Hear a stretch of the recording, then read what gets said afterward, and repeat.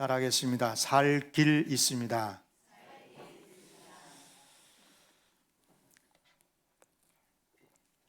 제가 설교를 진행할 때 결론을 먼저 말씀하는 경우가 별로 드문데 먼저 결론을 말씀을 드리고 설교를 전개할게요. 따라합시다. 살 길은 용서를 받아야 됩니다. 아멘. 용서만 받아서는 안 되고요. 따라하겠습니다. 살 길은 용서해야 합니다.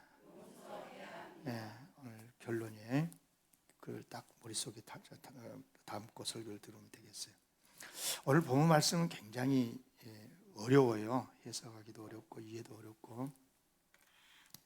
왜냐하면 하나님의 일이라는 게 우리의 생각과 많이 다르기 때문에 그런 건데, 하나님의 생각과 우리의 생각이 다르다.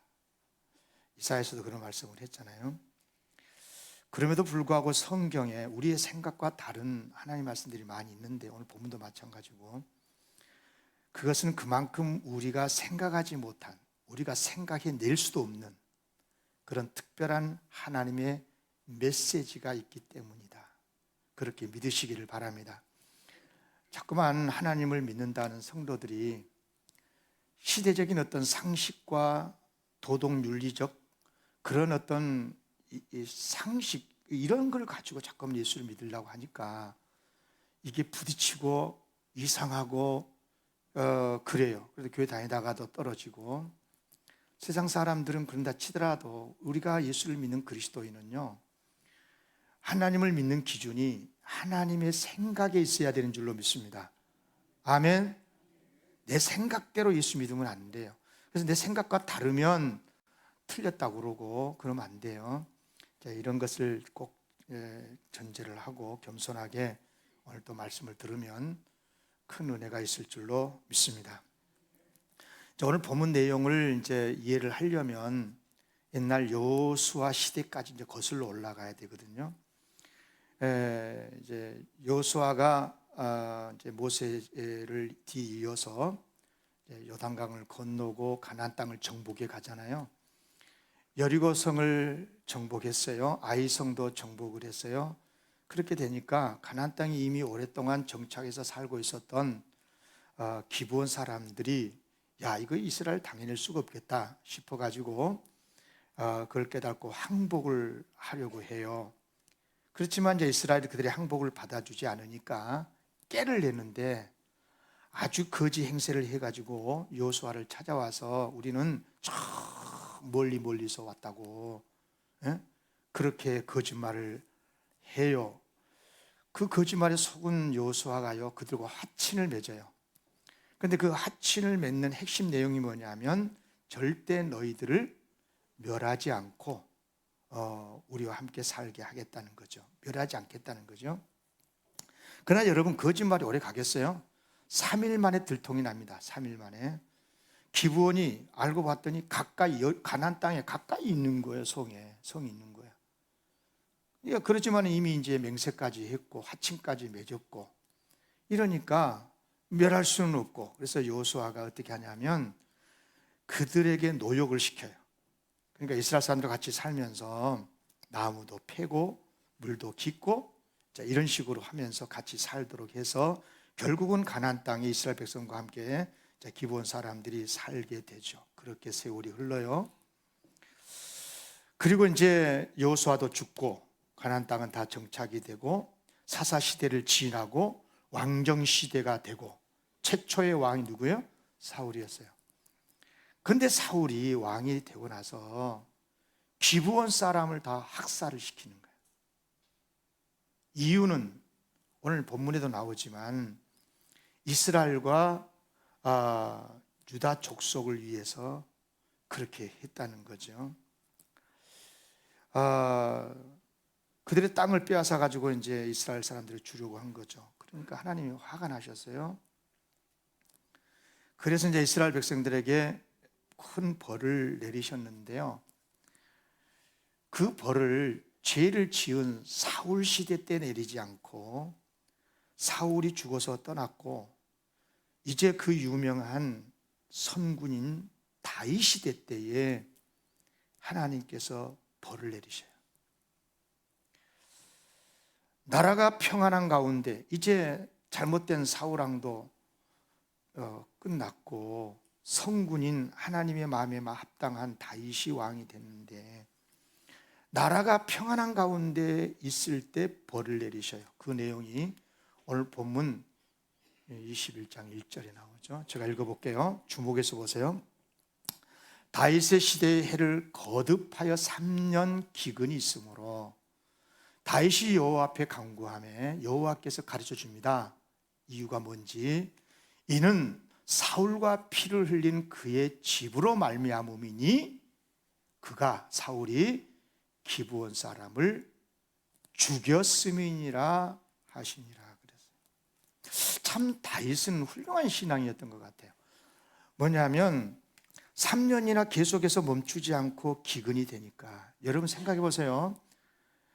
그때 이스라엘은 농경사회고 3년 동안이나 기근이 돼버리면 이건 완전히 국가 경제가 완전히 어려워지잖아요.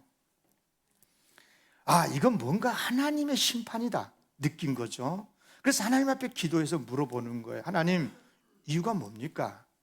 그러니까 그 이유를 가르쳐 주시죠. 그리고 그 이유를 알게 되었을 때 다윗은 미루지 않고 그 문제를 해결하기 위해서 적극적으로 나섭니다. 자, 그 이유를 알게 됐어요. 기브온 사람들을 사울 시대 때 사울이 학살했다는 것을 알게 됐어요. 기브온 사람들을 불러서 물었어요. 어떻게 하면 좋겠니? 내가 너희를 위하여 어떻게 하랴? 내가 어떻게 속죄해야 너희가 여호와의 기업, 이스라엘을 말한 거예요. 여호와 기업은 여호와의 기업을 위하여 복을 빌겠느냐? 너희들의 한을 어떻게 하면 풀어줄 수 있겠냐? 이거죠. 그러자 기브온 사람이 어떻게 말하냐면 이건 금, 은으로 돈으로 해결할 문제도 아니고 뭐라고 그러냐면 우리를 학살했었던 사울의 자손 7명을 내놓으시오. 죽이겠다는 거죠. 자, 보세요. 오늘 본문 5절 6절에서 뭐라 그러냐면 그들이 기브온 사람이에요. 왕께 다윗에게 아뢰되 우리를 학살하였고 또 우리를 멸하여 이스라엘 영토 내에 머물지 못하게 하려고 모해한 사람의 자손, 사울의 자손이죠. 7사람을 우리에게 내주십시오. 여호와께서 택하신 사울의 고을, 사울이 살았었던 고을 기브아에서 우리가 그들을 여호와 앞에서 목매어 달겠습니다. 다윗이 어떻게 했어요? 내가 내주리라 하고 내줘요. 근데 놀라운 것은 다윗이 사울의 자손 7명을 기브온 사람에게 내준 것도 그렇고 그러자 기브온 사람들이 지체 없이 사울의 자손 7명을 목매어 달아서 기브아에 달아맨 것도 그렇고 더 놀라운 것은 뭐냐면 그러자 하나님께서 이스라엘에게 내렸던 벌을 거두셔요. 자, 사무엘하 21장 14절 하반절 같이 읽어볼까? 시작. 그 후에야 하나님이 그 땅을 위한 기도를 들으시느니라.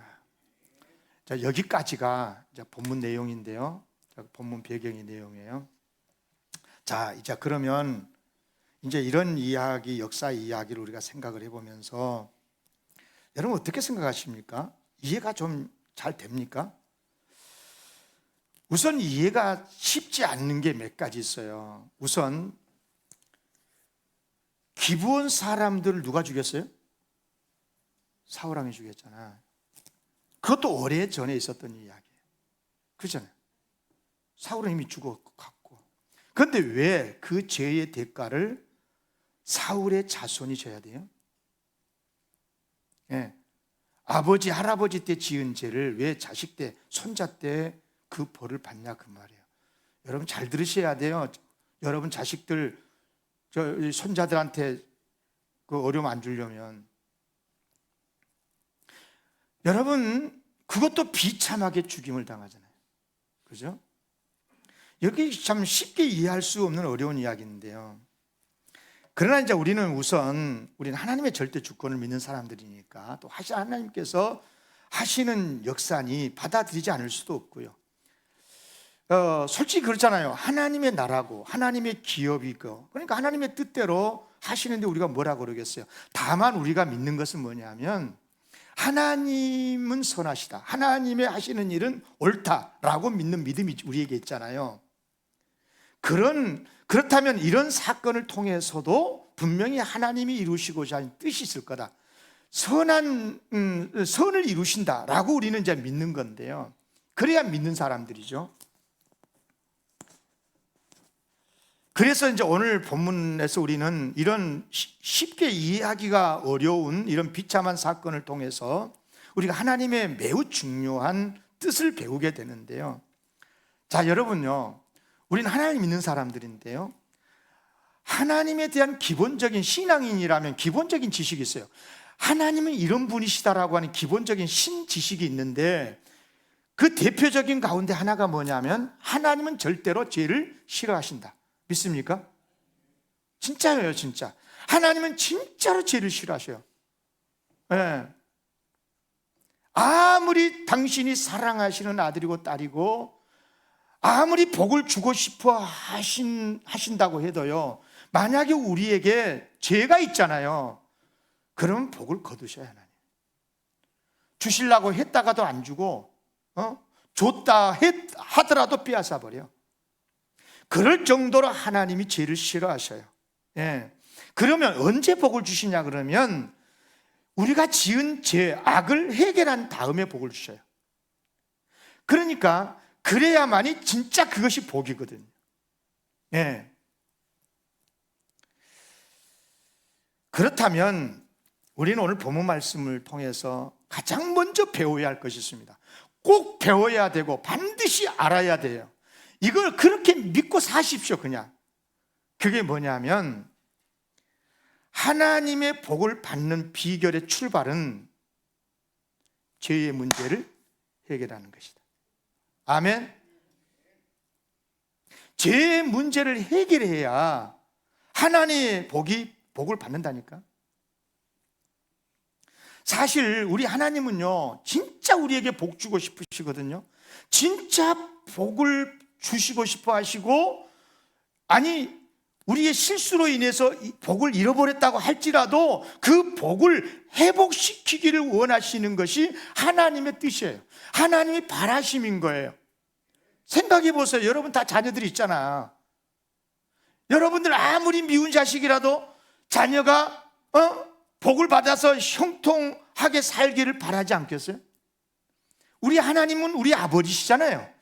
우리를 구원해 주시는 우리의 하나님이시고 아버지신 그분의 자녀인 우리가 복을 받아서 형통하게 살면 하나님이 무슨 배가 아파요?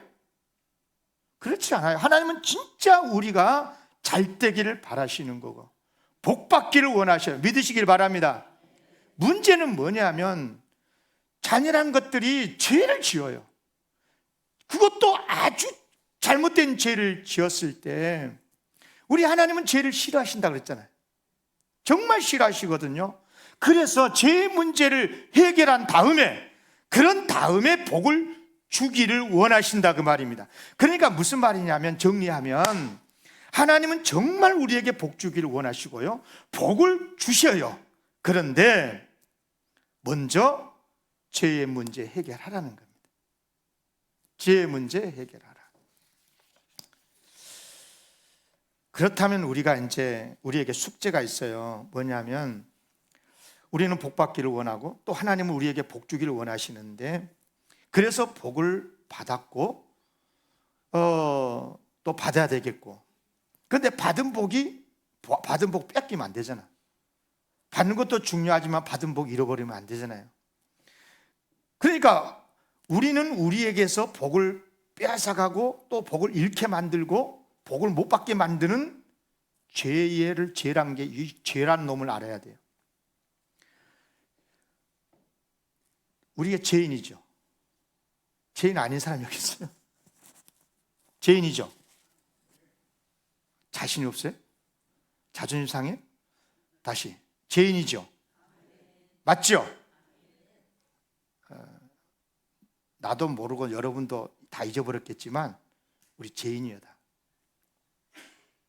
그런데 죄가 잘못됐다는 것은 여러분도 아시고 하나님은 반드시 죄를 아시는데 중요한 것은 그 죄가 무엇인지도 알아야 돼요. 그냥 막연하게 그냥 뭉뚱그려 가지고 죄 이러지 말고 내가 지은 죄가 뭔가를 실제적으로 알아야 돼요.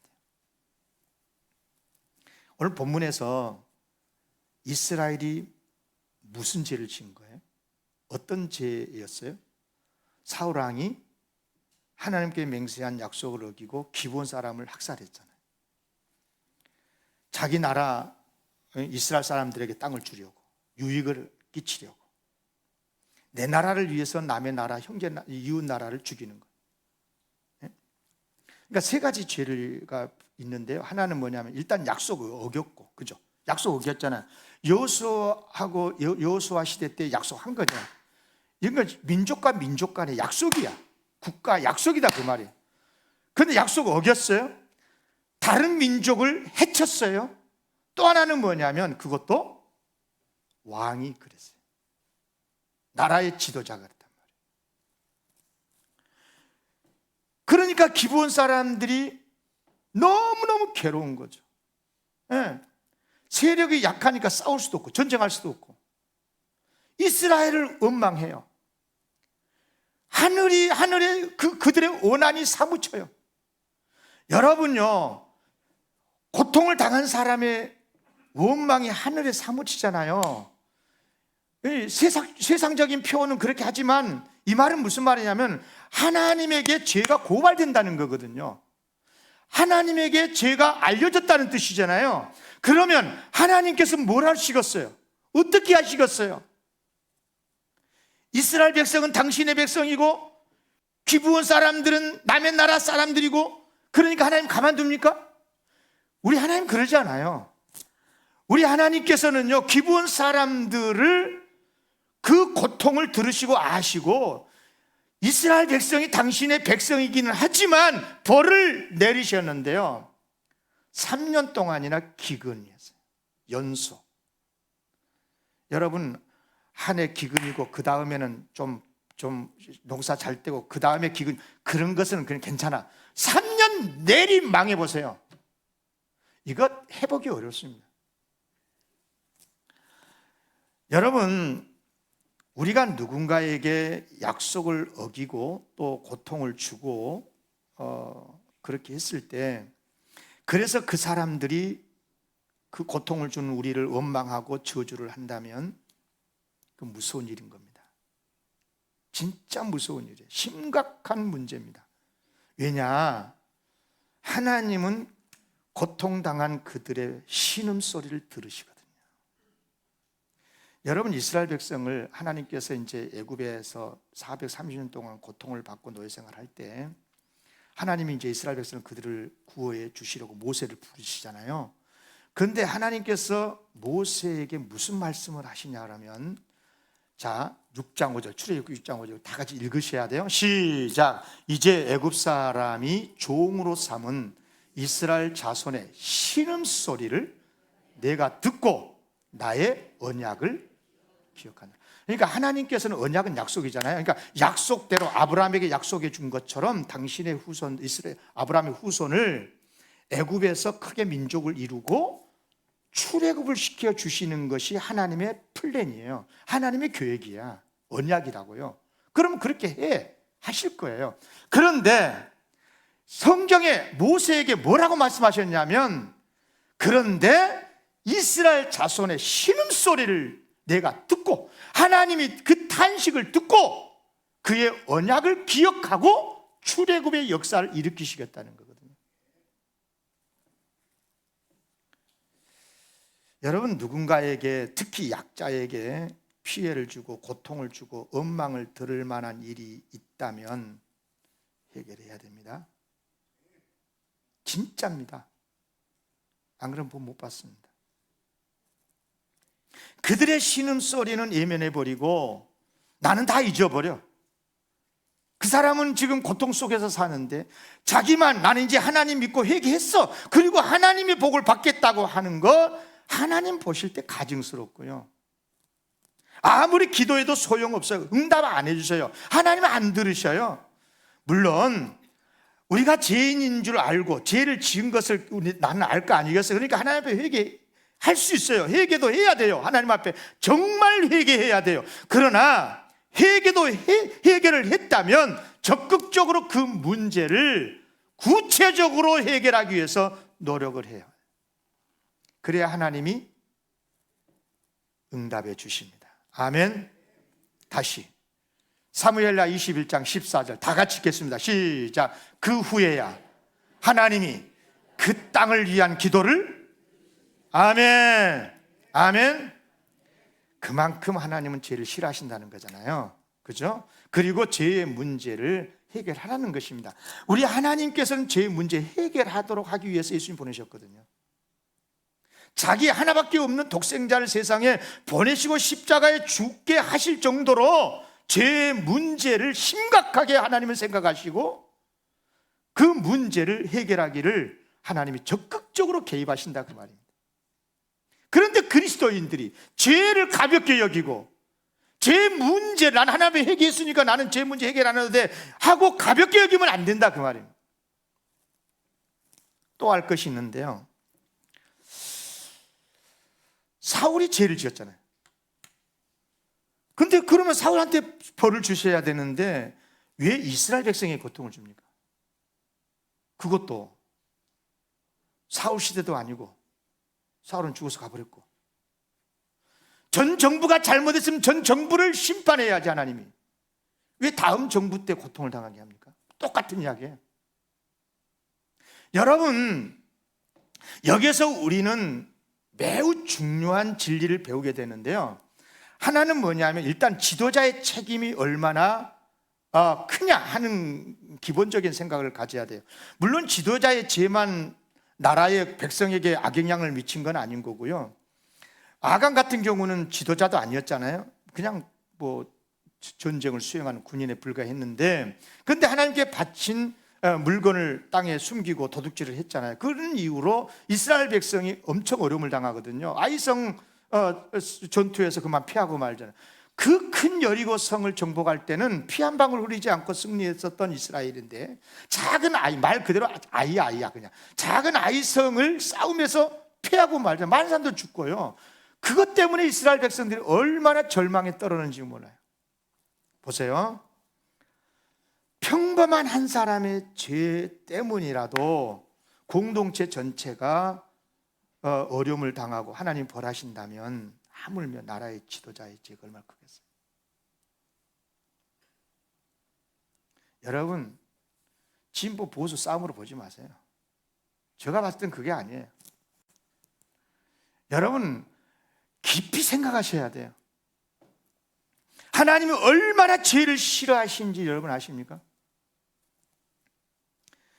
그래요. 아무리 하나님의 사람이라도 죄를 지으면 그 당사자도 물론 고통을 당하지만 그의 가족, 그가 속한 회사, 그가 속한 나라, 교회 다 고통을 당해요.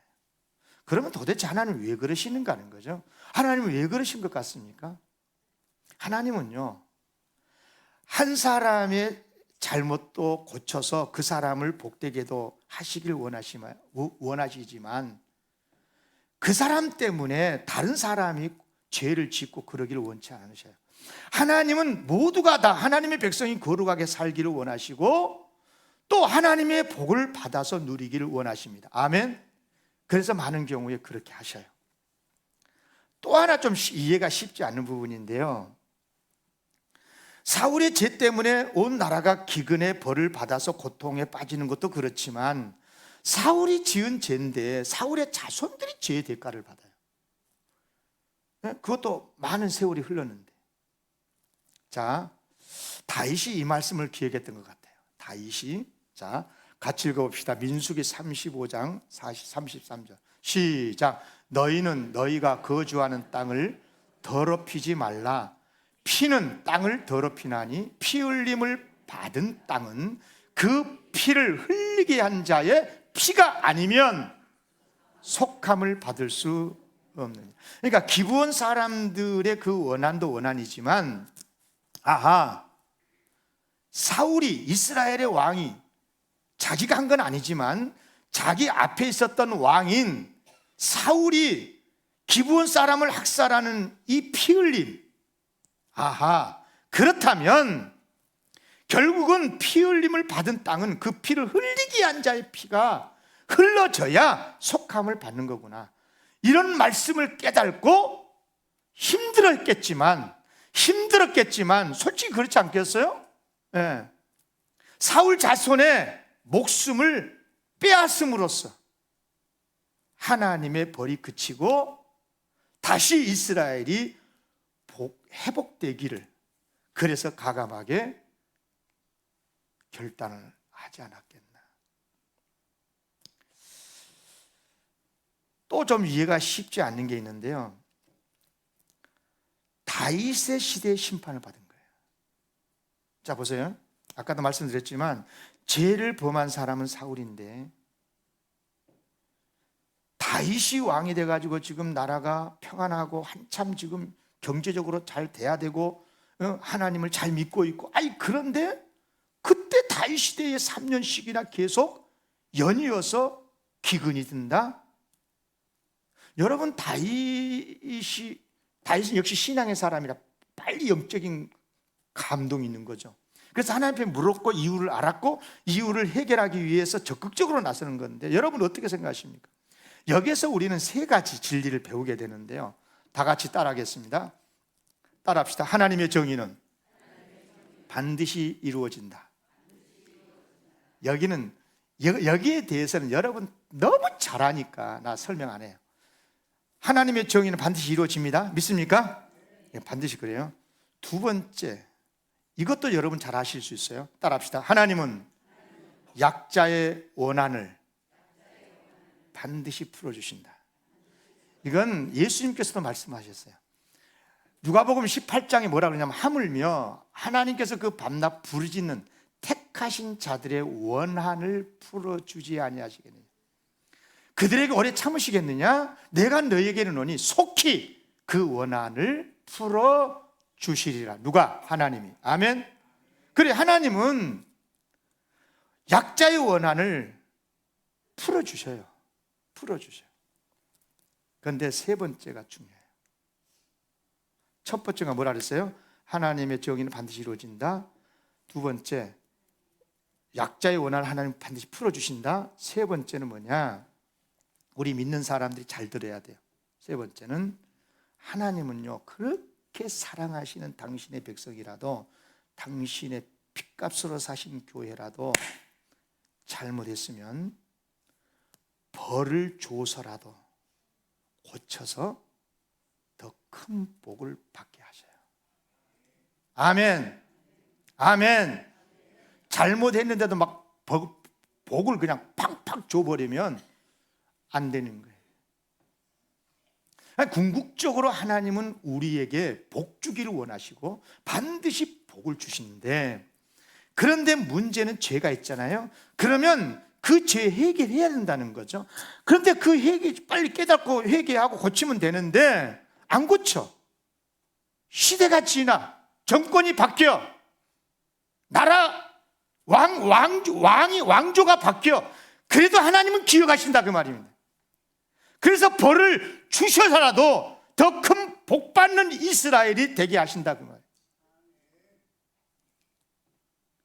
여러분, 하나님의 복 중에요, 그러고 보면 가장 근본적이고 가장 그 복의 출발선은 뭐냐면 회개하고 악행을 고치는 것 같아요. 아멘. 예. 그래서 하나님의 살아계심을 믿고 하나님만을 경외하는 사람이 되게 하시는 줄로 믿습니다. 그래서 오늘 본문 말씀 이제 결론을 맺으면서요, 두 가지를 꼭 교훈받고 잘 순종했으면 좋겠어요. 우선 이제 죄를 지은 사람, 그러니까 가해자라고도 할 수도 있고, 이런 죄를 지은 사람의 입장에서 잘 들어보세요. 자, 같이 읽읍시다. 시작. 죄를 지었으면 하나님께 회개하고 갚으라. 보상하라 그 말입니다. 좀 죄송한 표현이지만 저는 우리 영광교회가 어렵고 어려워지고 또 우리 성도님들이 어려워질 때 항상 그런 건 아니지만 하나님이 다른 뜻이 있고 훈련시켜서 더 귀하게 쓰시려고 그러나 이런 생각도 하지만 종종 이런 생각을 해요. 혹시 말이야 우리 영광교회 56년의 역사 속에 억울한 사람 만드는 일이 있었나? 그 사람이 지금 교회에 있을 수도 있고 떠날 수도 있고 다른 교회 다닐 수도 있고 지금 그것 때문에 교회를 안 다닐 수도 있는데 알게 모르게 누군가에게 잘못해서 고통을 주고 그래서 교회라 그러면 치가 떨리고 영광교회 쪽으로 고개도 안 돌리고 그렇게 깊은 상처까지는 설령 아니라 한다 할지라도 하나님에 대한 교회에 대한 나쁜 생각을 품고 있는 그런 사람이 혹 있을까? 여러분 우리는 잊어버릴 수 있어요. 기억도 없을 수 있고 내가 우리 영광교회 다니기 전에 있었던 이야기일 수도 있고 그러나 여러분 죄라고 하는 것은요 하나님이 오케이 됐어 하기 전까지는 그대로 있는 거예요. 죄를 용서한다라고 선포하기 전까지는 그대로 있는 거예요. 하나님은 진실을 다 아시거든요. 그러니 그 하나님 앞에 무엇을 변명할 수 있겠어요? 어느 정도 죄가 무섭냐라면요 아모스 선지자는 아주 공의의 선지자잖아요. 이 선지자가 뭐라고 말했냐면 9장 2절 3절에서요 제가 그대로 읽을게요. 그들이 파고 수올 지옥으로 음부로 들어갈지라도 내 손이 거기에서 붙잡아낼 것이고 하늘에 올라갈지라도 내가 거기에서 붙잡아내릴 것이고 갈멜산 꼭대기에 숨을지라도 내가 거기서 찾아낼 거고 내 눈을 피해서 바다 밑에 숨을지라도 내가 거기서 뱀을 명령해서 물게 할 것이고 죄인이 숨을 곳이 없다 그 말이에요. 죄인은 죄를 해결해야지 용서를 받든 벌을 받든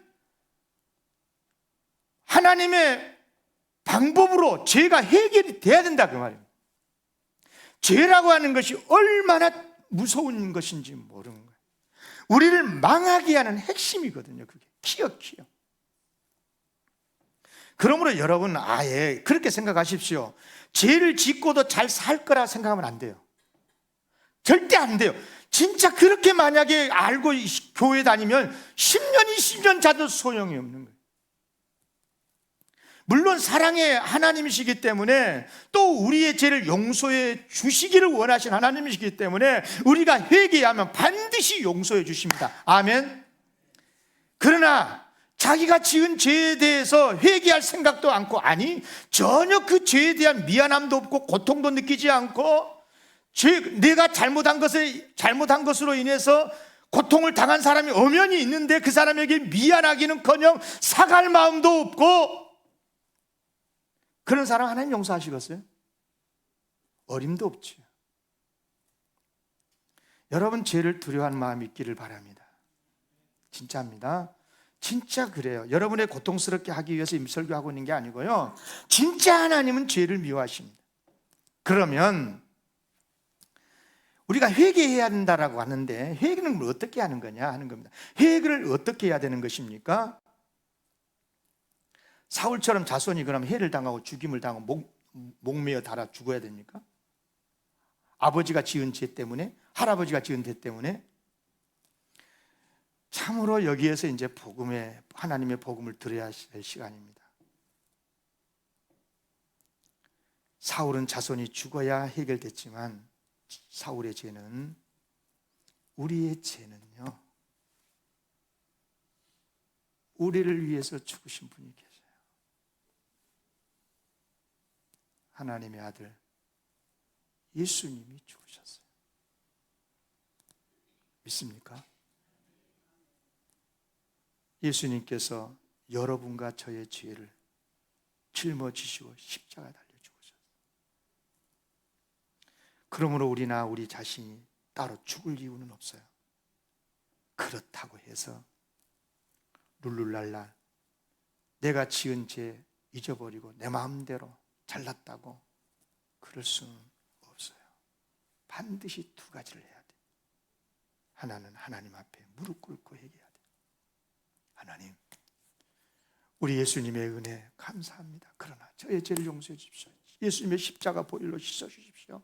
반드시 회개해야 되고, 또 하나, 정말 그 회개가 진심이라면 나 때문에 고통받은 사람을 만나는 걸 두려워하지 마십시오.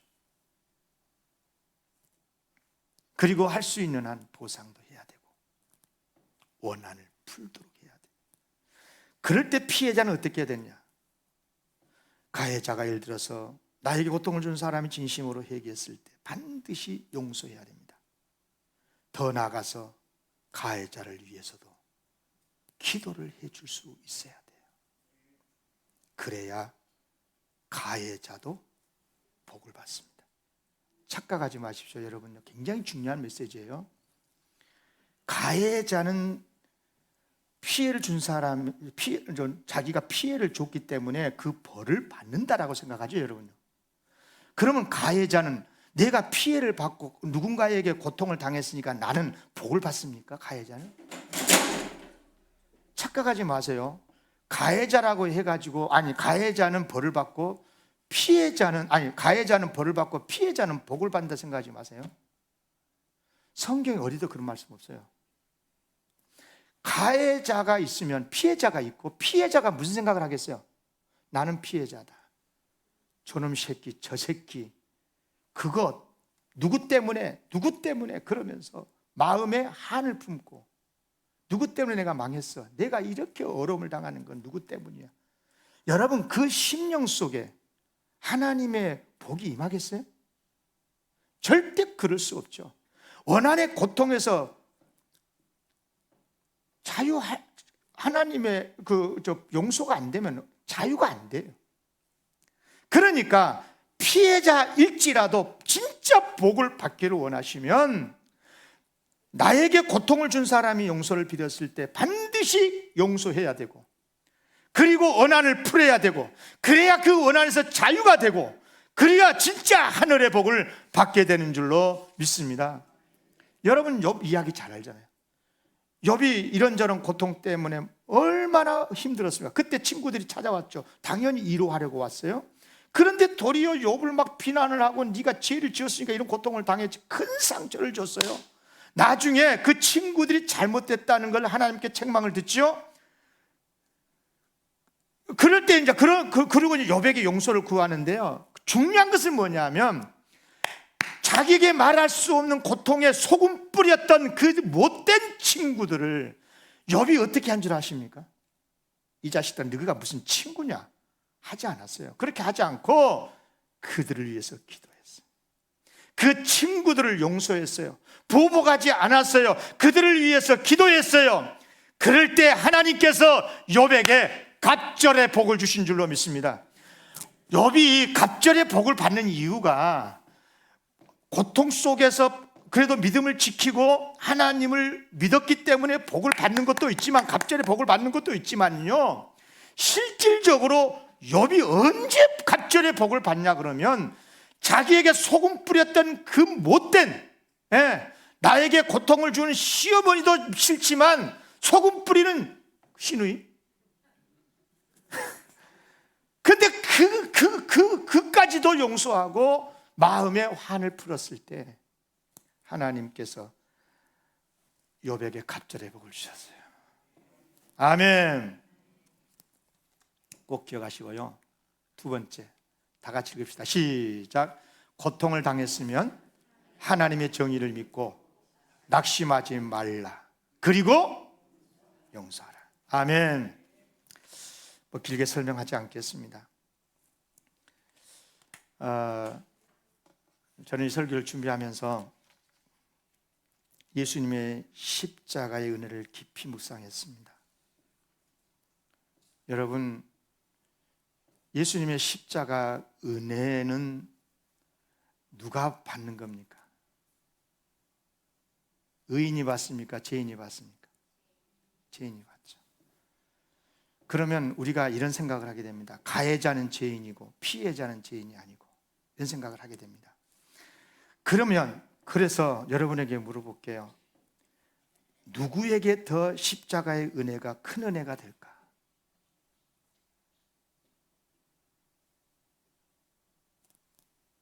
가해자일까? 가해자가 죄를 받았으니까 가해자일까? 아니면 피해자일까? 저는 이 말씀 속에서 깊이 묵상하면서 울고 또 울면서, 맞습니다, 하나님. 이 십자가의 은혜는 어쩌면 가해자를 용서해 주시는 은혜도 있지만, 피해자에게, 진짜 고통당한 자에게 더 큰 은혜를 주시는 비밀이, 은혜의 비밀이 이 안에 있구나 하는 걸 깨달았었어요. 누군가에게 고통을 당해서 힘드십니까? 세상 천하에 예수님께서 십자가에 달려 죽으신 일만큼 억울하고 불의한 일이 어디 있어요? 그래도 우리 인간은 부족하니까, 죄인이니까 내가 그래도 조금이라도 실수한 것이 있고 어리석은 것이 있고, 그래서 피해를 당했다고 생각해서 고통을 당해도 뭐 조금 그런 건 있지만, 예수님 무슨 죄가 있냐? 그러면 예수님이 그렇게 해서 십자가에 죽으신 예수님이 십자가에서 죽으시면서 어떻게 하셨습니까? 자기를 죽이는 그들을 위해서, 하나님 용서해 주십시오, 그렇지 않습니까? 그리고 흉측한 죄인의 개수 강도가 회개했을 때, 오늘 너는 나와 함께 낙원에 있으리라고 그에게 천국을 약속하시고 용서와 구원을 선포하시지 않습니까? 그래서 예수님은 우리의 구원의 주님이 되신 거예요. 아멘. 여러분, 혹시 말입니다, 남에게 잘못을 했다면 진짜 용서를 빌어야 되고, 그리고 용서를 받으시기를 바랍니다. 아멘. 그렇게 해야 됩니다. 그게 살 길입니다. 그러나 여러분, 내가 세상에 어려움을 당한 사람만 있겠어요? 피해를 본 사람만 있겠어요?